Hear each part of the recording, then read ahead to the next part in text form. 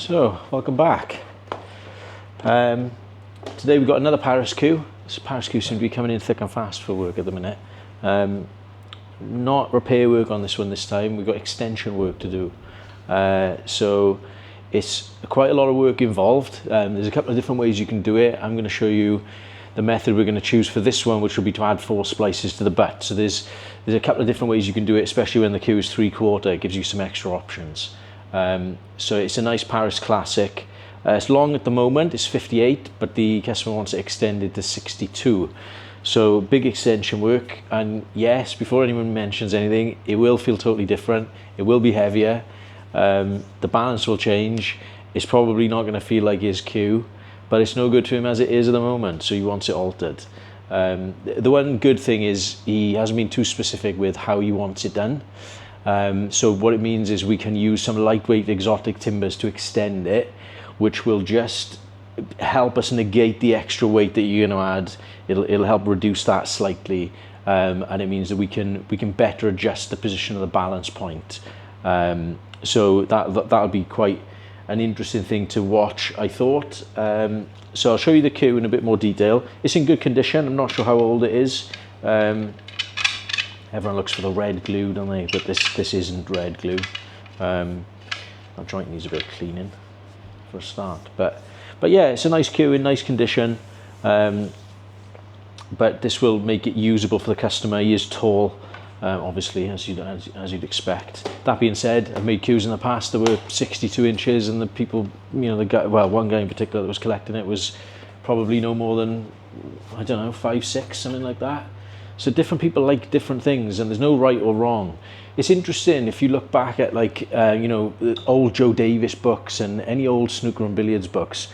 It's interesting to see the weights and the lengths of queues that they were promoting or recommending, because generally speaking, over the years, queues have got heavier and longer, and there's no real sense behind it.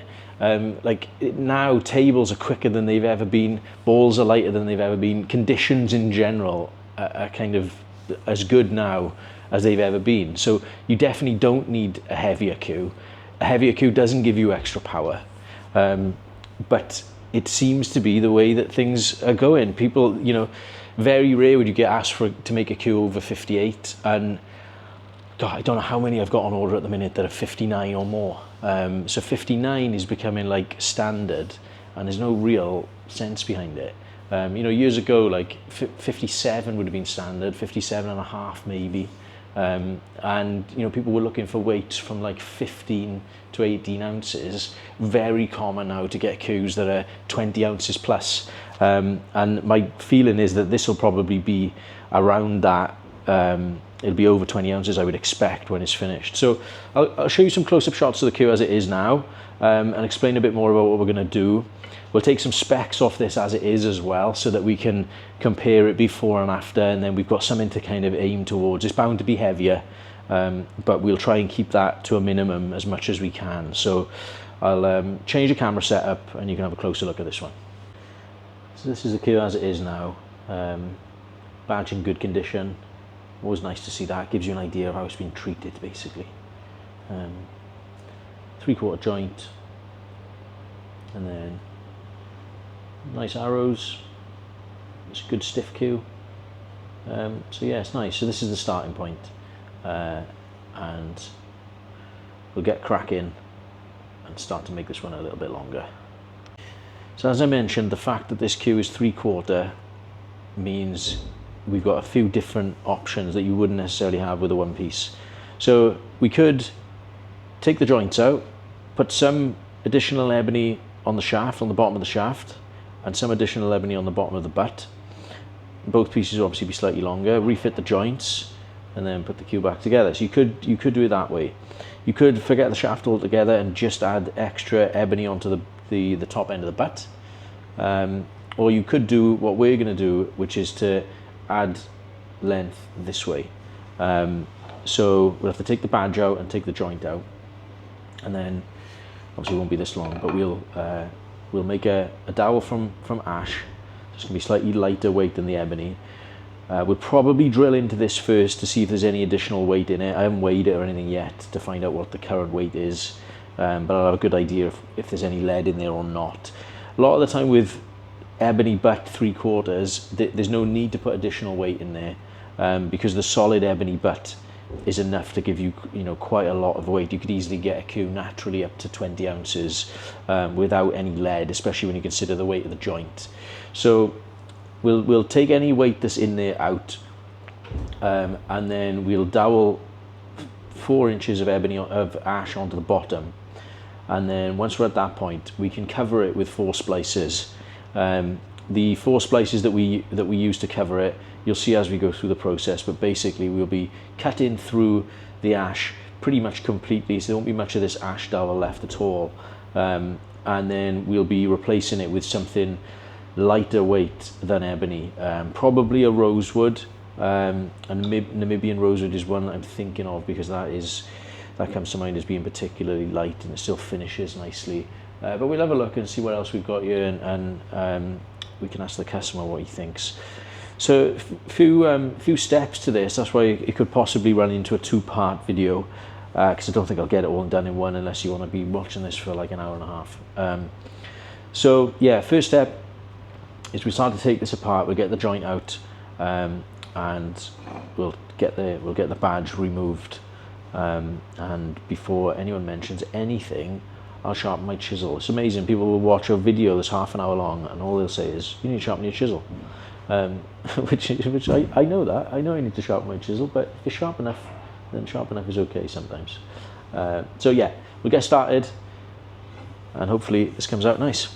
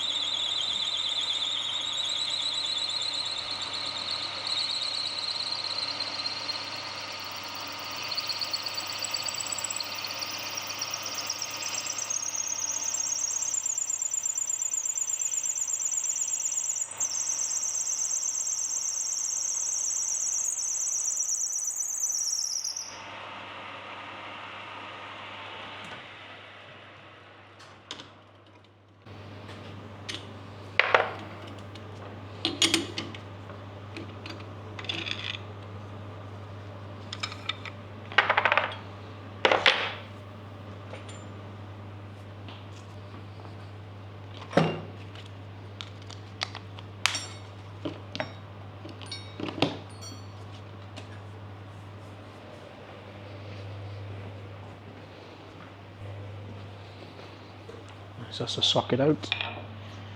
So get the badge out now.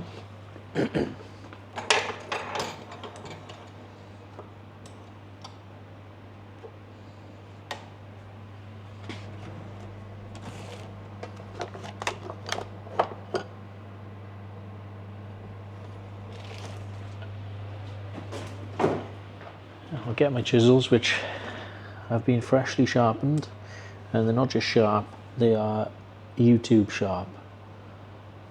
Stupidly sharp, sharper than they ever need to be, but that'll keep the haters quiet for a while.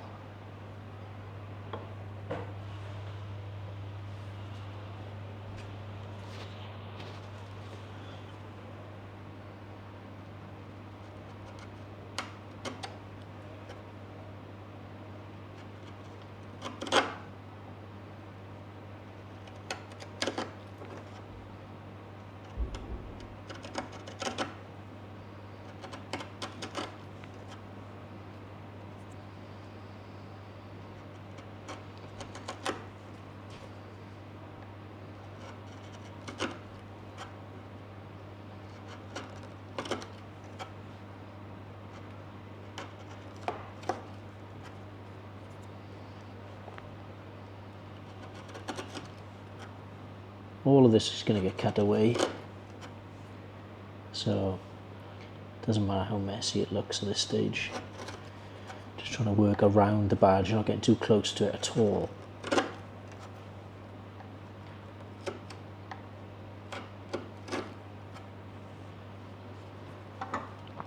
So the last thing you want to do is slip and take something off the badge.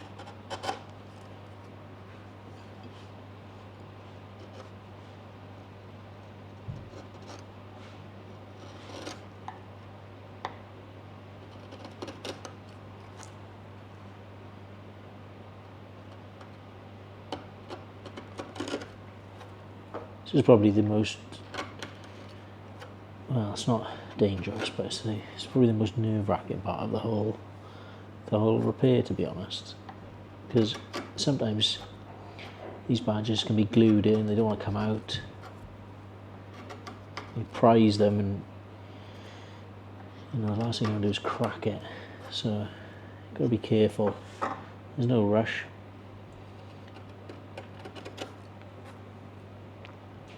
I'd rather spend 10 minutes chiseling it out than try and rush it and ruin it.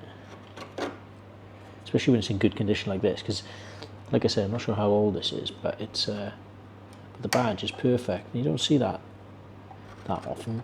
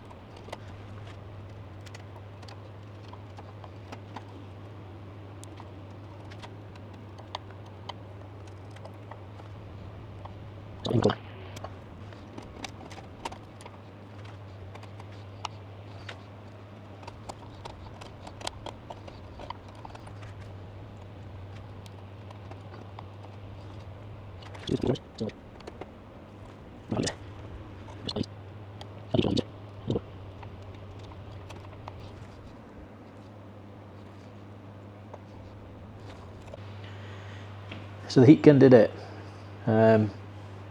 It's come out nicely, just softened the glue underneath. Just prise it out then. But yeah, nice badge, perfect condition. I haven't marked it with a chisel or anything. Flat underneath, there's not even that much glue residue on there. So that'll go back in nice now when we're ready to refit that later. So before we go any further, I'm actually going to cut this off on the bandsaw, just cut it off there.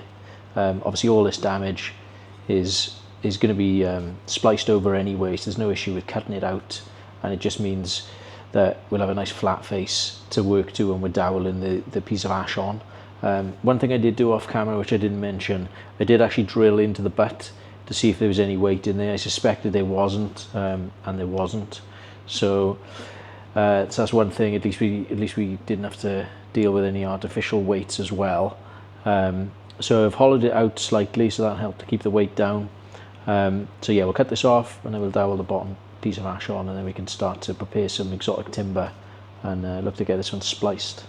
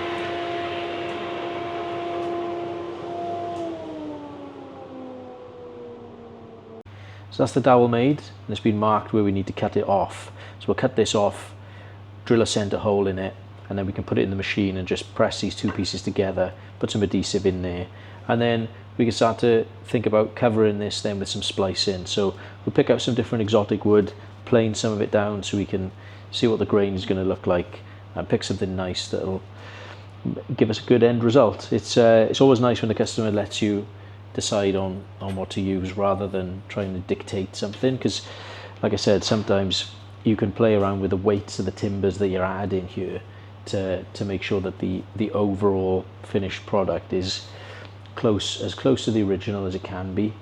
So we'll pick some lightweight stuff out and have a look and see what we think looks best. But next step, just cut this off and glue them together.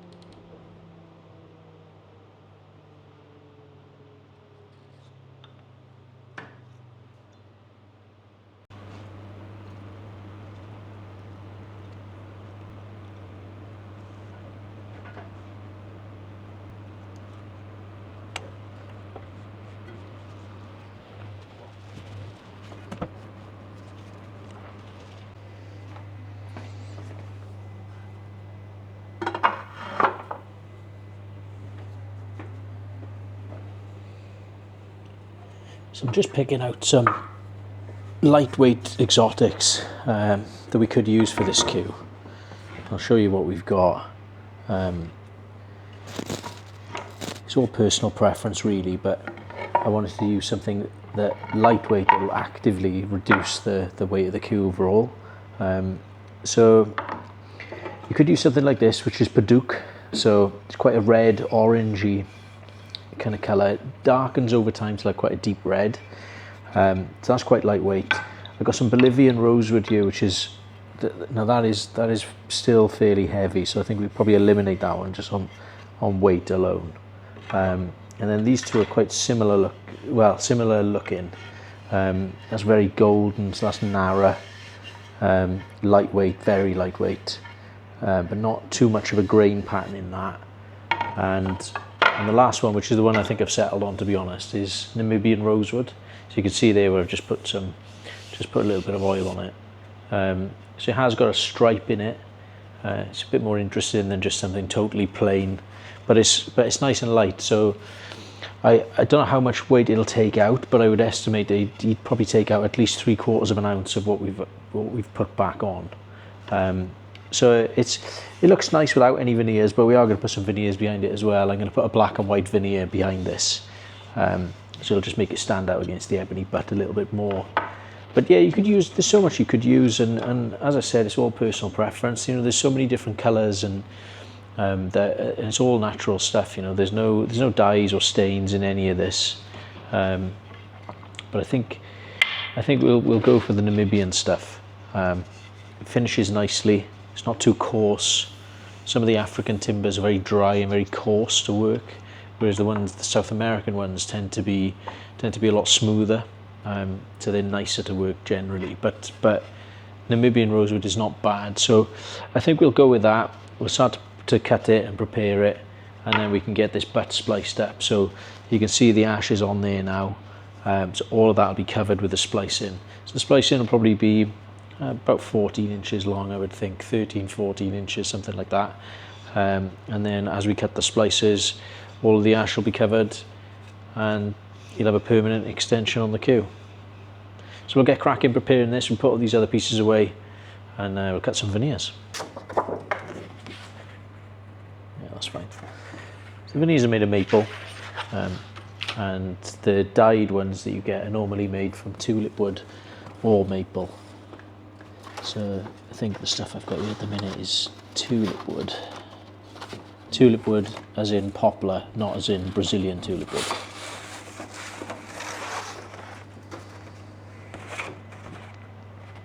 All sorts of colours available. Personally, I tend to stick with the more natural ones. Don't mind the odd bright veneer, but as a general rule I tend to avoid a lot of the real bright stuff. Any of you watching that have followed my work on Facebook, like, you'll never see any resin work or anything like that. I just think it looks terrible. There's a time and a place for it, but like, seems everyone's making resin tables and, you know, wood is infused with resin, and just don't think you need it. There's so much natural beauty in some of these timbers. I don't know why you'd want to pull a bright pink fluid through a nice piece of Amboina burr or something like that. You know, it's it's just not my style, to be honest. Plenty of queue makers that do it. They can look nice, but it's just not me.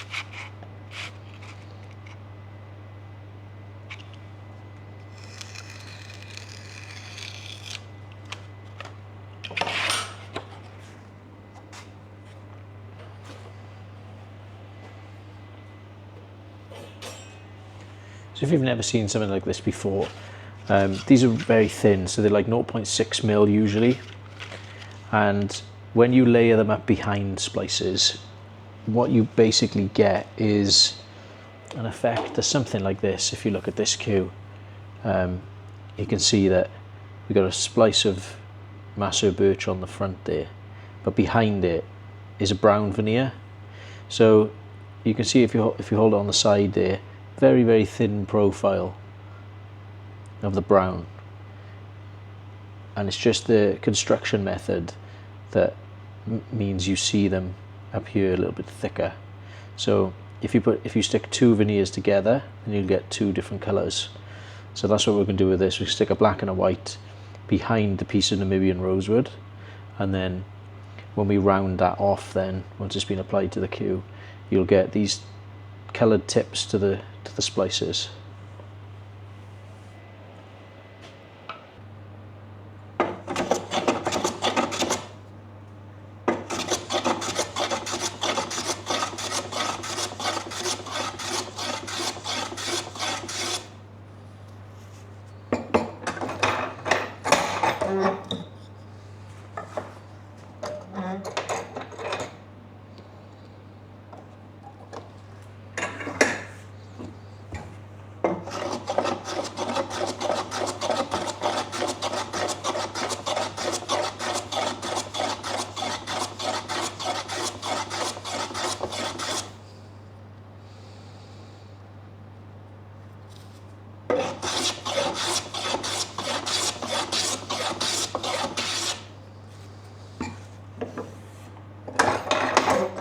You can see what I mean, that it planes quite nicely, so it doesn't rip or tear. You get nice ribbons.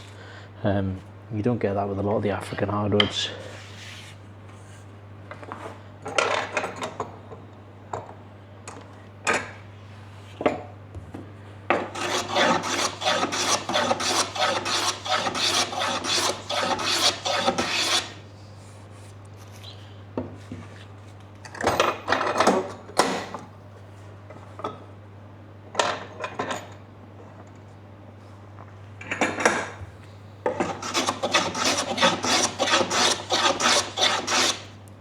say that, it's acetate.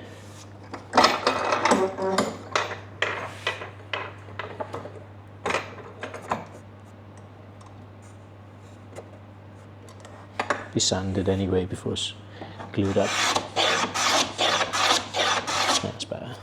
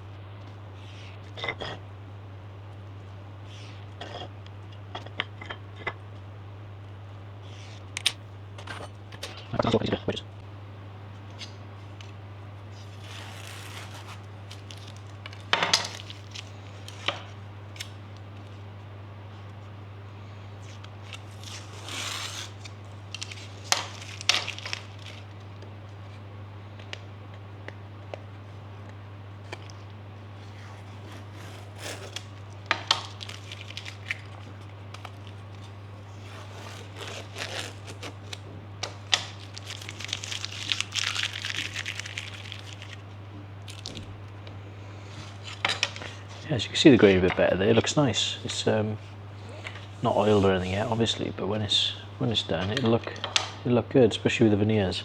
So we'll get these glued up to the veneers now, and then we can start working on the butt section again and start to cut the splices.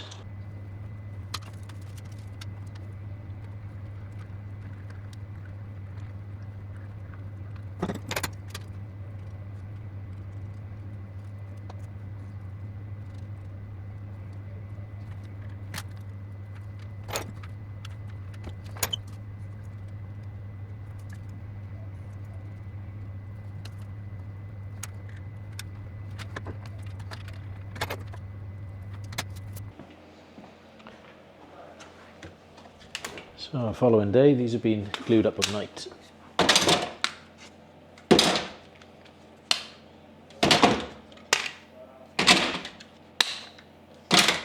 we'll get these spliced up this morning, and then we can get the other veneers glued to the other splices.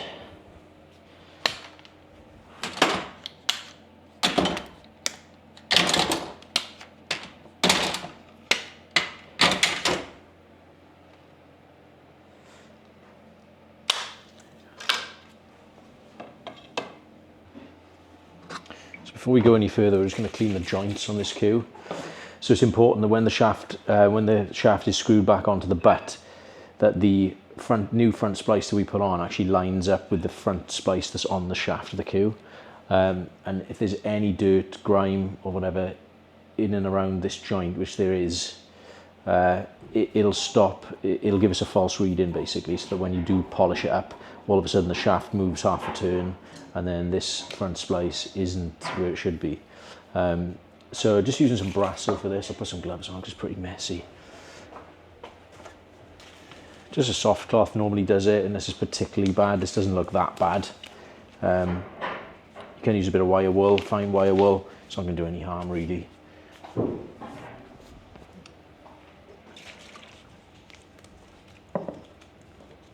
Surprising how much it tarnishes. You want it to be the cleanest connection it can be really, because it, you know, it does stop the queue going together properly. You'd just be amazed what comes off.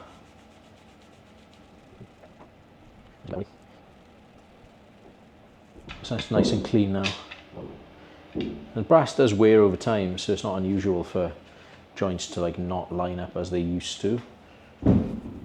Oh yeah, it's not far, but you can see that this, so you can see where the flat of the queue was, but that's slightly further over to the right now, and that's probably just wear over time. It's just tightening up slightly more than it used to when it was new. So that's good, because it means we can just realign where that flat should be when we cut the splices. So we'll go ahead and mark this, and then we can start cutting the first splices. Start with this plane. We may need to sharpen, get a new sharp blade, but we'll see.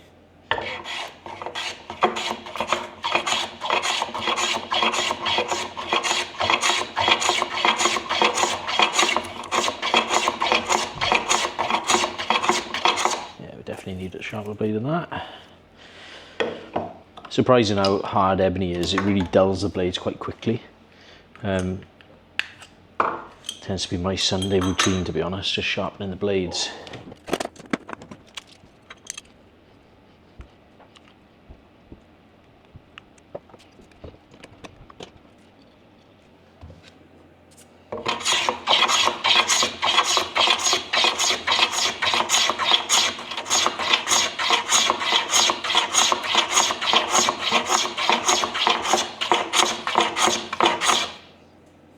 There's a massive knot in this. I'll bring you in and show you this. Sometimes you get this, so this is something that you wouldn't always see. Let me get the, see if I can get the camera off here. So there's a big knot in this ebony.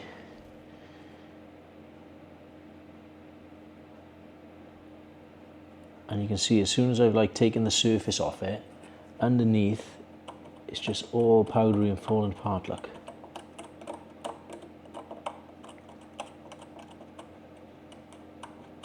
And it's deep.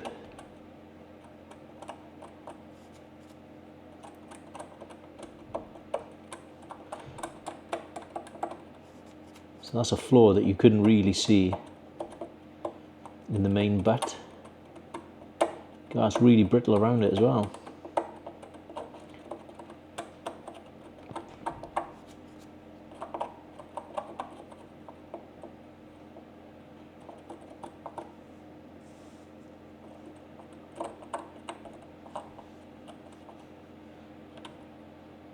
Goes that way.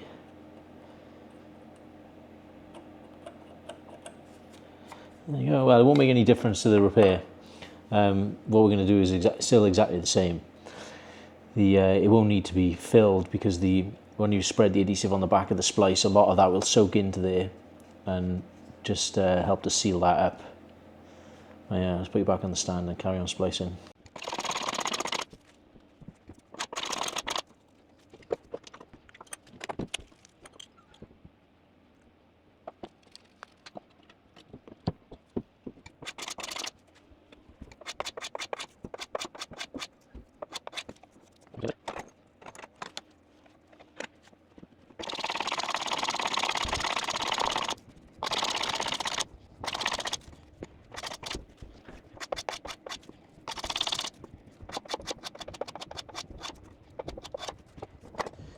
So obviously when you're doing this, you want to try and make sure that the profiles of the splices that you've cut are the same on both sides, so they look nice and uniform when they're finished. The depth is important, so if you cut the depth differently on one side to the other, it'll affect like where the veneers lie. So you only have to be out by a fraction, and it's magnified in the finished result. So we'll take some measurements off these, and then we can look to get the splices laid on, and then we'll come back tomorrow and do the second set. So before we move on, I just want to talk about this knot again. So you can see how bad it was. So it's totally hollow under there, and you're into the cavity of the queue there, where we drilled in this way to check if there was any weight. You see there's a hollow section in here, and this is all broken away. So you can actually see the knot on the outside of the queue. Now it's been repaired, so that would indicate that obviously they knew it was there when the queue was made, but it's really good black ebony, so they probably didn't want to waste the queue butt, so they've just filled it. But it'll be interesting to see what happens when we come to doing the second set of splices, because obviously now that we've planed this way, so we'll stick the rosewood on there, then we need to do the same there and plane off through this way, so we'll be planing through this knot again. Now it's going to be stabilized from this side because the rosewood will be laminated to it, but hopefully it's not powdery underneath and falls away like this does, because some of this is still going to be exposed. So I would anticipate that the points of the splices, so like where you can see two pieces meet in like this, and you get this this point there where the ash meets the ebony. Well, you're going to get a similar scenario on the queue butt, and it's going to be around here where the rosewood will meet the ebony. These two rosewood splices will meet the ebony. So around here is where that mark is going to be. So we're not going to totally hide this, So I'm hoping it doesn't fall away and give us any other problems. But yeah, the knot actually runs right the way through, and you can see it on the other side as well there. So yeah, it'll be interesting to see what happens with this one. But this is what you get when you repair queues. You know, they look perfectly fine, and then when you start working on them, you can find some unexpected issues. I don't think this is going to cause a major problem, but like I say, hopefully it isn't powdery and well, in effect, rotten like that. So what we'll have to do once we've actually fitted the splices and the butt has been rounded, we'll have to drill in and just make sure that there's nothing loose inside here. So we'll get rid of anything that's loose, and we'll make a lightweight wooden dowel that will go in there, which won't significantly increase the weight of the queue. So yeah, let's crack on and get these splices glued up. So we'll get these splices glued up now, and then we'll get the second set of splices glued up. So we'll get the veneers that we cut yesterday glued to the rosewood, and then when we come back tomorrow we'll be able to get the second set on as well, and then start to finish this.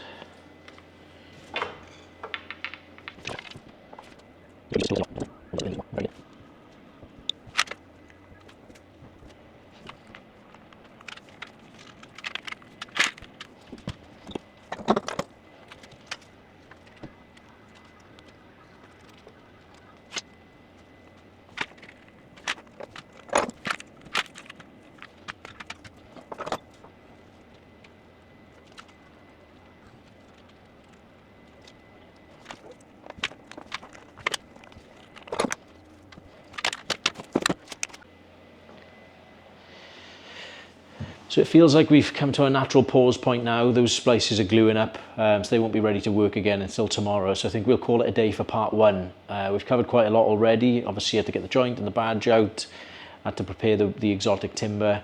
We had the little issue with the knot that was a bit unexpected as well. So I'm aware that the video is probably getting quite long, and I don't want it to be too laborious for you guys to watch. So obviously still quite a lot of work left to do.